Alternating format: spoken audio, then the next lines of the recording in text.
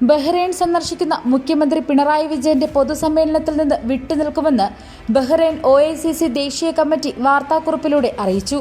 2017 ഫെബ്രുവരി 9, 10, 11 തീയതികളിൽ സന്ദർശനം നടത്തിയ വേളയിൽ രാഷ്ട്രീയ വ്യത്യാസം മറന്ന് എല്ലാ പ്രവാസികളും അദ്ദേഹത്തെ കാണുവാനും കേൾക്കുവാനും എത്തിയതാണ്.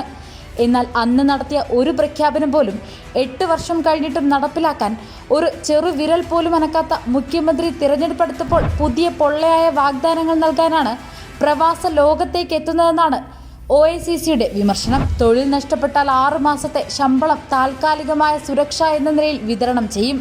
പ്രായമായവർക്കും ശാരീരിക ബുദ്ധിമുട്ട് അനുഭവിക്കുന്നവർക്കും സ്പെഷ്യൽ പെൻഷൻ അനുവദിക്കും. നല്ല നിലയിൽ ജോലി ചെയ്തു വരുന്നവർക്ക് ജോലി നഷ്ടപ്പെട്ടാൽ ജോബ് പോർട്ടൽ ആരംഭിക്കും. ഒറ്റയ്ക്ക് താമസിച്ച് ജോലി ചെയ്യുന്ന സ്ത്രീ തൊഴിലാളികൾക്ക് ഹോസ്റ്റൽ സൗകര്യം ലഭ്യമാക്കും.